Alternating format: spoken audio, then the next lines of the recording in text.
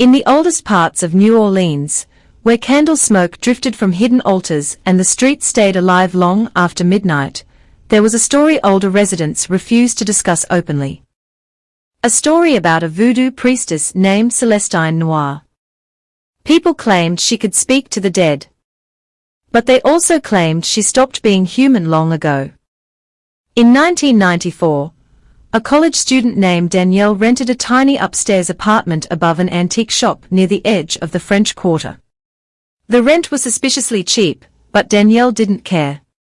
She loved old history and strange local legends. The shop owner, an elderly woman named Miss Lorraine, gave her one warning the day she moved in. "If you hear singing in the alley after midnight," she whispered, "lock your windows and never look outside." Danielle laughed nervously. "You serious?" Miss Lorraine's expression never changed. "Dead serious." For the first few weeks, nothing happened. Then came the singing.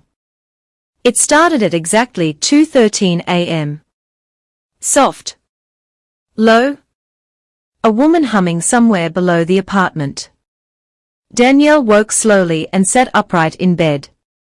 The melody sounded old and sad, almost hypnotic. Against her better judgment, she walked toward the window. The alley below was empty except for flickering street lamps and puddles from recent rain. Then she noticed something at the far end of the alley. Candles. Dozens of them burning in a perfect circle. And standing in the center was a tall woman dressed entirely in black. Her face was hidden beneath a veil. The woman slowly lifted her head toward Danielle's window. The singing stopped instantly. Danielle stepped away from the glass. Then came 3 knocks on her apartment door. Knock. Knock. Knock. Her stomach dropped. Nobody should have been upstairs. The knocks came again. Slower this time. Knock. Knock. Knock. Danielle peeked through the peephole. A woman in black stood outside the apartment. Motionless. Veil covering her face. Danielle backed away silently. The woman outside whispered softly through the door. "You watched the ceremony." The apartment lights flickered violently. Then the whisper came again. "Now they know your face." Suddenly something slammed against the door from the hallway outside. Once.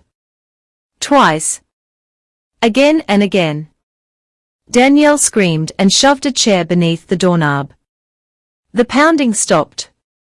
Silence filled the apartment. Then came another sound. Footsteps. Not outside the door. Inside the apartment. Slow footsteps crossing the kitchen. Danielle turned slowly. Wet footprints stretched across the floor despite the windows being closed. One by one, new footprints appeared. As if something invisible was walking toward her. The air grew colder.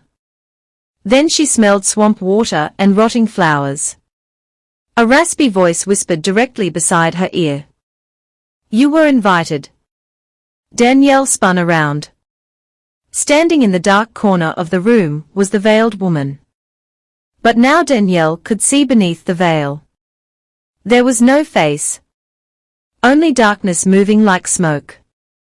The woman lifted one long finger and pointed toward the hallway mirror. Danielle looked. Her reflection was gone. Instead, the mirror showed dozens of shadowy figures standing behind her. Some wore funeral clothes from centuries ago. Others had hollow eyes stitched shut with black thread. At the center of them stood Celestine Noir. Smiling. The mirror surface rippled like water. Then hands burst outward from inside the glass.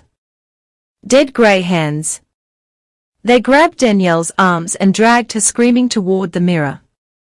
She clawed desperately at the floor as the shadowy figures inside whispered in unison. "Join the ceremony." Danielle felt icy fingers wrapping around her throat. Then suddenly, Smash! The mirror shattered. Miss Lorraine stood in the doorway holding a rusted iron crowbar and a pouch filled with salt and herbs.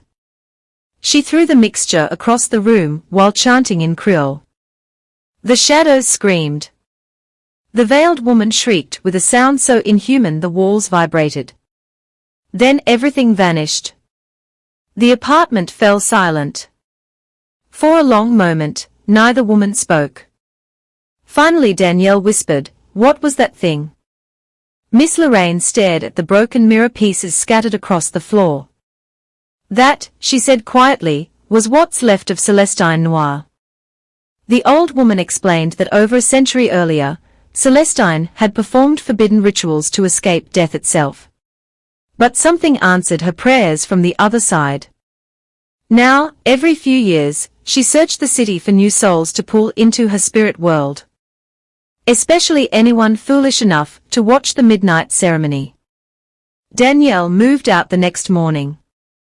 But before leaving, she noticed something horrifying in one remaining shard of broken mirror near the sink. Her reflection had returned. But standing directly behind her, smiling beneath a black veil, was Celestine Noir.